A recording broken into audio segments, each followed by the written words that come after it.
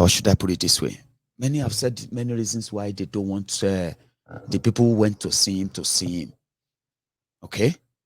But when IPOB said, this is a cause for concern, I agree. Whatever it is that is going on, you and I should be concerned. Whatever they are doing to Nnamdi Kanu, whatever they have done to him, IPOB wants him and they want proof of life in the next 24 hours to 48 hours, which simply means they have to honor their own court. Now, look at how this affects many of us. So, are you with me? When you see injustice being done to somebody, the first thing you are going to check is this. If he has committed a crime, indeed, is their court not the best place to give that person the trial? Is it not? Some people said they don't believe in that court. And I understand why they can be like that. Okay? So, I just wish that those who feel otherwise, that other things needs to be added and do this, to pressure the release of Nnamdi Kanu. I just wish that thing can be done now, and it will be out. But first thing first, why are they hiding him?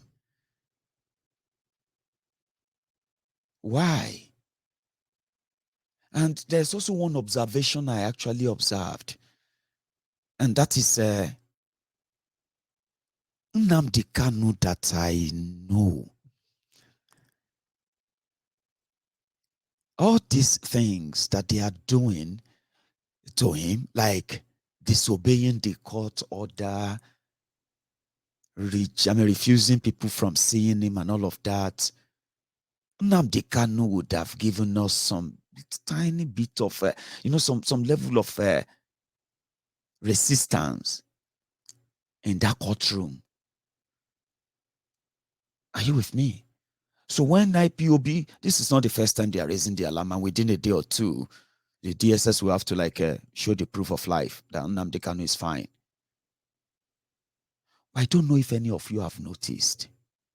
Nnamdi Kanu has been brought to court about 3 times or 4 times now. And in all of this time,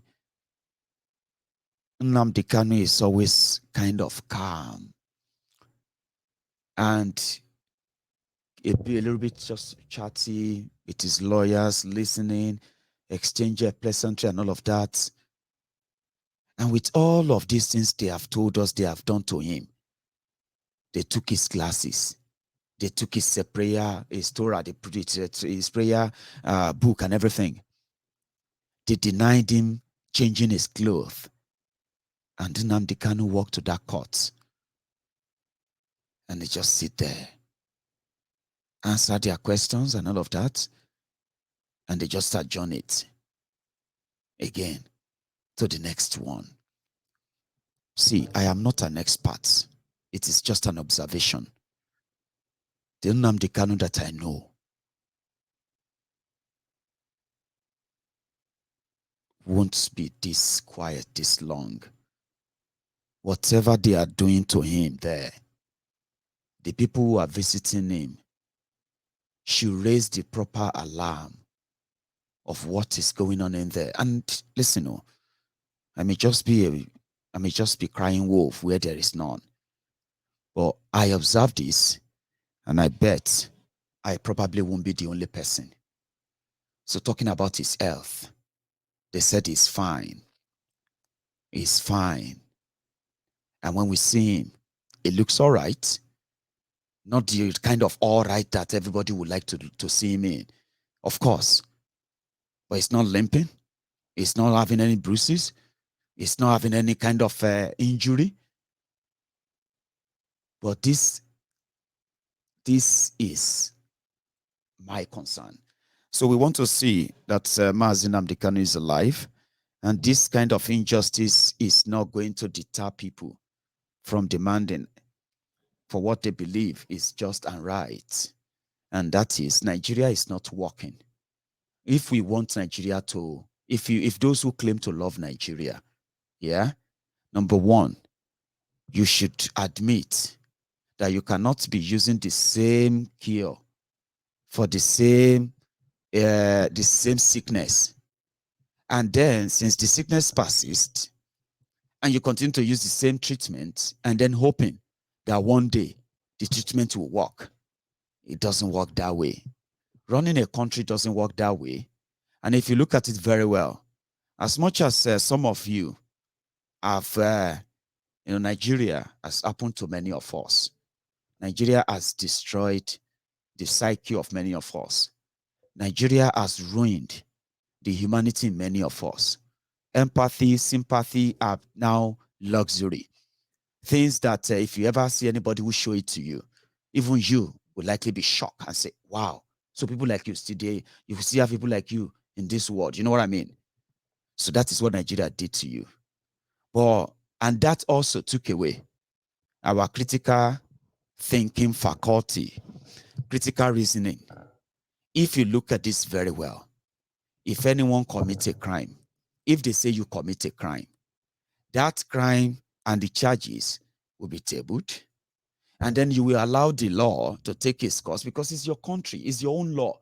Before you decide that somebody has violated your law, part of that law, you let the court interpret that. But when you look at it very well, it is just the fear of the unknown by those who believe that they are going to live forever. Nobody will live forever. And now that it's like starting something that they don't know how to stop. They don't know how to end it. They have killed people. They have ruined people. And you as Nigerians, you take a look at it this way. Let's even say the Biafrans, the Igbos, they don't agree with Nnamdi Kanu. How can you know that? Nigeria is meant to be a federation.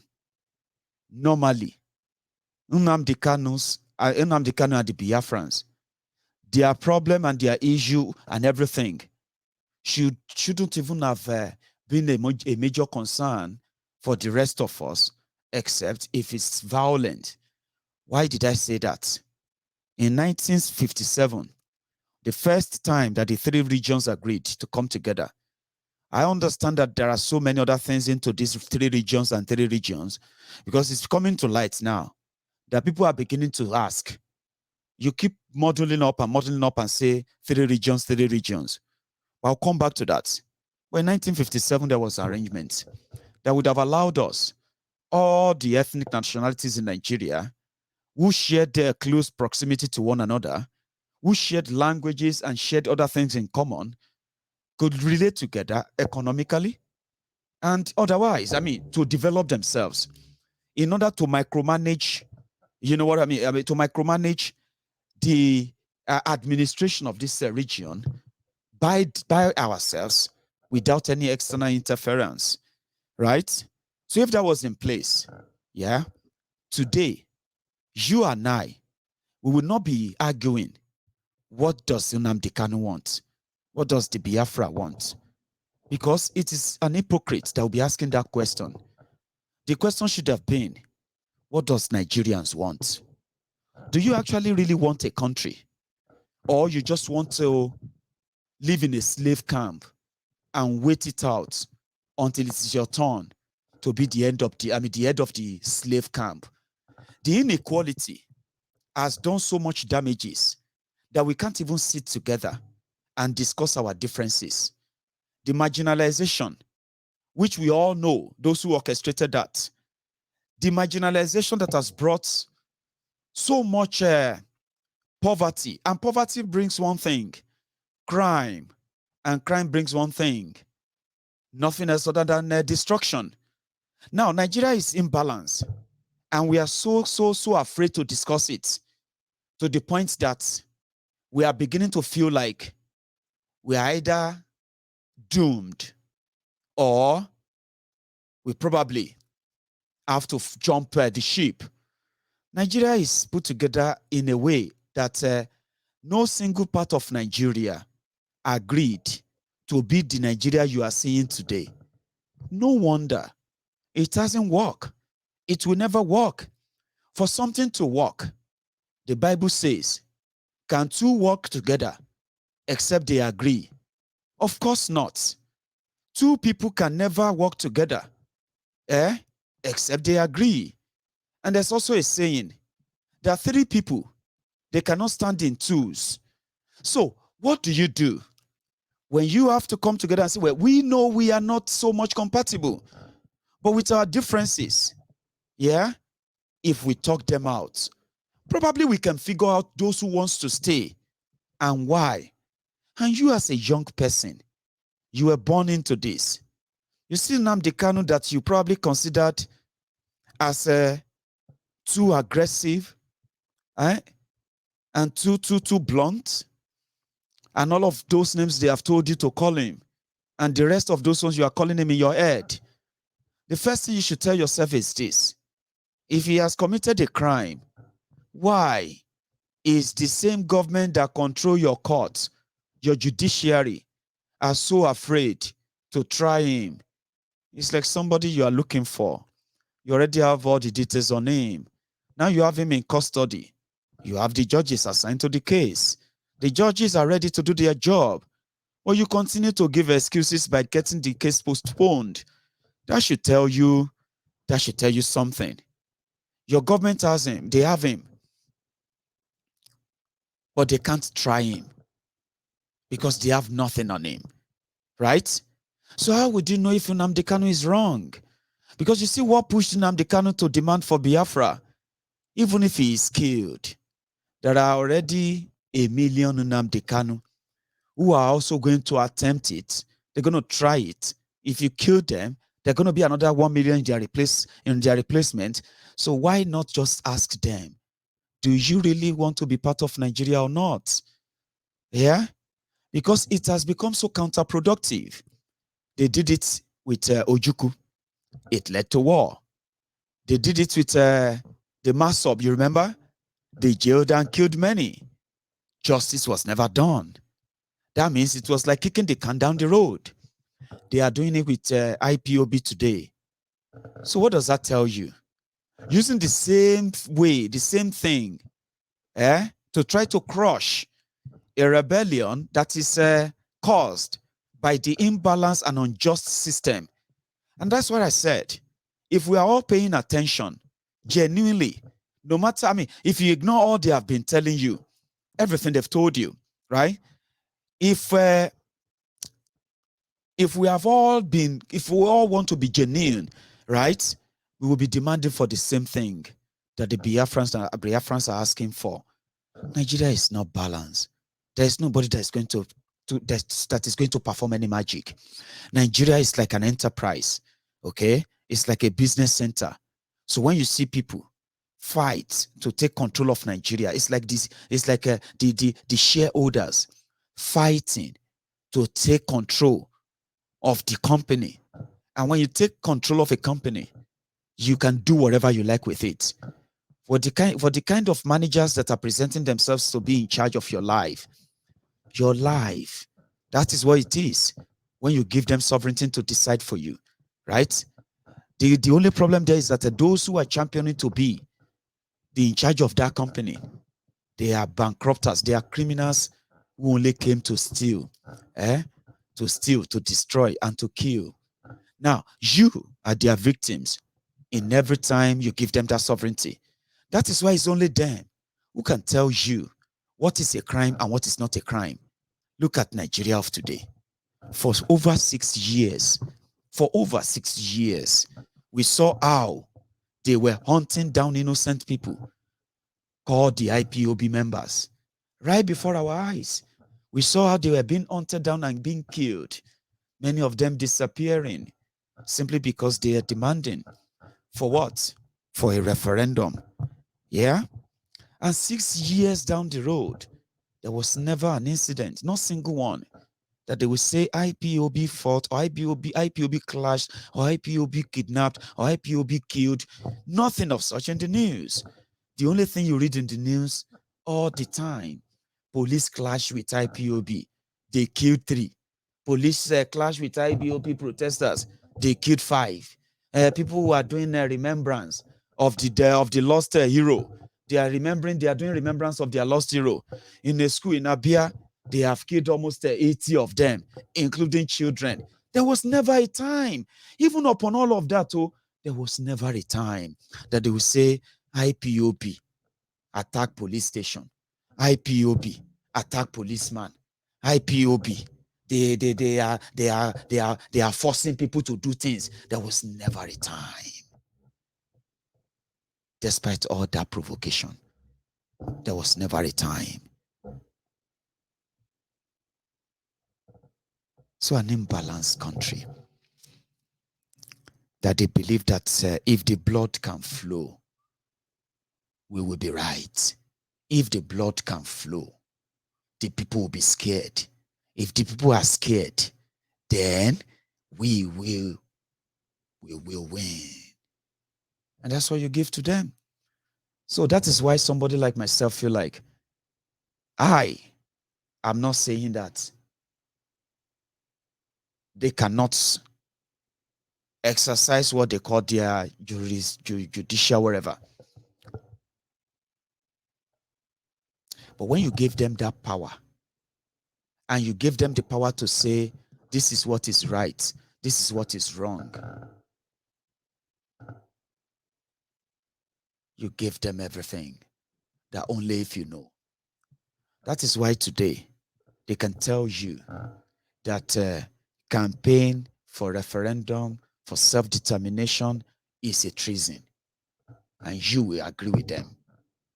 Because the fear of being shot, the fear of being arrested, the fear of being killed will make you agree with them. No country will allow anything like that. And your country is a democracy. And you are educated. And if you say people shouldn't, or you don't agree with any kind of a new constitution, whatever in your country, or whatever, which is actually what you are going to still do, whether you like it or not. At that point, one thing I can tell you is this: as the generation after generation and after generation will keep coming, you see this generation, before this generation is finally corrupted or killed or they go into nothingness and all that, yeah? The generation that is coming after us, yeah, they are going to be more brutal. The one that will come after them, they are going to be more brutal. Yes, you are going to have army of your zombies from some of them too. Like you have they have the army of their zombies within my own generation as well. They will have them with those who are coming, but they will be more brutal. They will be more brutal. And at the end of the day, Nigeria that they are asking you to hold on to will no longer be viable for you to hold on to.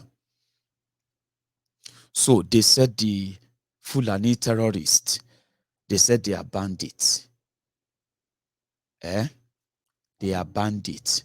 And bandits, when I was growing up, bandits are those we read in the book that they always attack travelers.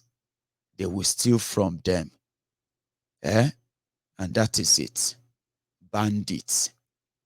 And they are usually on horses. And they are bandits, they call them. But you see, these ones they are calling bandits today. They are not bandits. They are terrorists. They don't just rob people. They attack communities. They kidnap hundreds and thousands of people. They demand ransom. For those who can't pay the ransom, they marry their women off. They marry the girl, the children, they marry them off. They marry them off as slaves. That is not banditry. These guys that they call bandits, they could shoot down. They have the capacity to shoot down a fighter jet. They have shot down 2 or 3 in the last 3 years alone. And let me tell you something. Last year alone, they shot down 2. These bandits that they call bandits, They have the sophisticated weapons that they can overrun a military base, and the soldiers, military, they will run away. Those are not bandits. Those are terrorists. Well, you know what? Your government says they are bandits. But you, demanding for self-determination, self-defense, Biafra, Yoruba nation, Kwara Republic, everyone demanding for one thing or the other, restructuring and the rest, those have now been criminalized. Do you understand the irony of it now? When you give criminals the chance, now you have terrorist sympathizers in government in Nigeria. So they are the ones who now define what is a crime and what weight that crime carries. And they are the ones who kidnapped Nnamdi Kanu. And they are the ones who are psychologically torturing him, physically torturing him, and they want him to go blind. They took his glasses. What would that do for them? They tried to break him, and they have been doing that for the past 8 months. Their courts will not let him be taken to the proper, facility. They kept him there so that they can keep him as a trophy. That is what the mannequin in Aso Rock, that is what Malamu want. That is what the likes of Issa Pandemic want. This is what the Pastoruga, fake Pastoruga and co want. And as long as they can keep doing that to him, yeah, they are satisfied. You, that they are also dealing with outside, you can continue to be deluded that your government is working because they are holding Nnamdi Kanu, even when against all laws, including their own laws. Do you understand? So we want to see Nnamdi Kanu raise the alarm. We want to see him, and we want him released unconditionally. I still stand with the fact that he is the leader of IPOB. Is committed no crime. If your government who have all the resources, in fact, to track down criminals, if they feel like they will have a job to do to protect the lives of those they call Nigerians, and they call themselves Biafrans, right? If they know they have the right to protect them, they will track down those who are hurting people, those who are committing crimes there, and they will leave the innocent people who just want to be identified as Biafrans. So you have a Nigeria where you can't talk about the problem. You have a Nigeria whereby a Yoruba man is told to be careful of an Igbo man. You have a one Nigeria where an Igbo man is told to be careful of a Fulani man. You have one Nigeria where a Fulani man is told to be careful of an Ijaw man. You have a one Nigeria where an Ijaw man is told to be very careful of a Nupe man. And when you look at everything all around, you realize that there is no real connection, because there was never a time, a real time, that the real people were asked that, do you want to be part of Nigeria? It is a very critical question that every person in Nigeria should be asked, and they must be given the right to answer them. And that is one way to begin, one process to begin, one step to the better process or peace process that some of you who even claim to be one Nigerian, right, will better your lot. If you don't have institutions, you don't have a country. Humans build institutions. Institutions outlive humans. But in Nigeria, institutions are destroyed. Institutions are completely, destroyed, so to say. Now, if you don't have institution, when I say institutions, I'm talking about when you don't have a real police, when you don't have a real court, when you don't have a real, society where people can actually make their mood and feelings the mood and feelings of those that are leading them. When you don't have all of this in existence, you are living in the what they call the El Dorado. It doesn't exist. Every good thing that they put in your head that you have as a Nigeria and everything like that, they don't exist. They are unreal. The real thing is this. Every person, every Nigerian deserves the right. Everyone called Nigerian today, they have the right to be asked and to answer, do you want to be part of this? And if you want to be part of this, how do you think we can make it work? Asking that question, number one, we put an end to the belief that if they put Nigeria on the table today and say, everybody, yeah, come and talk, what would you like us to do? Break or make?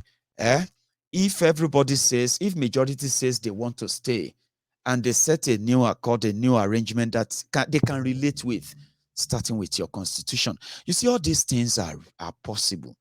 The reason why some of you don't believe they are possible, the reason why some of you, my brothers and sisters, the Lagos Abobakus, the Oshogbo Alimajiris, the humbled slaves, the obedient fools, the sophisticated demorons, the reason why you believe that it is a long thing, it's never going to happen, is because the people who have your remote control, your leader, your criminal dealers, the people who you have seen all the time, that you have built your hope around all the time, it is because they have told you or they have made you believe it will never work. So what do you believe in? In them or in yourself? Some of you don't even know yourself. Do you? Of course you don't. Of course you don't. Every time you talk, I said, oh, it's because most of the time, some of you, the Buhari idiots, the Sai barbarians, the Mumumadus, the Bele lecturers, the Mumu lecturers, the Facebook bandits, social media adsmen. The problem with some of you is that there is never a time we had a program on Mayegun's Diary Political Data. After talking about the problem, we don't also offer you a better solution.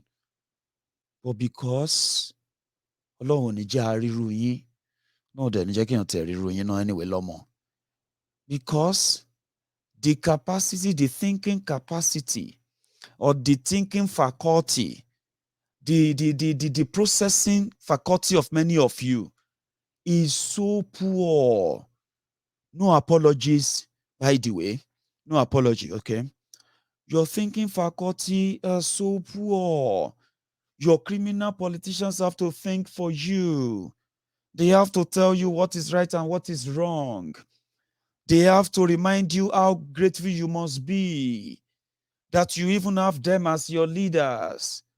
You can't think. And every time you see Mayegun, now maybe your trigger button, that Mayegun is live again. It's going to talk about Ifnumbu. Oh, Mayegun is up. It's live again. It's live again. It's going to talk about Buhari. Because you are waiting for me to talk about them, you have no intention of processing the other option I'm giving to you. I just told you what you can do. You want a peaceful country. You want a country that works. Of course, you're not going to pray your way into it. These rogues are not going to give you that. There is no sign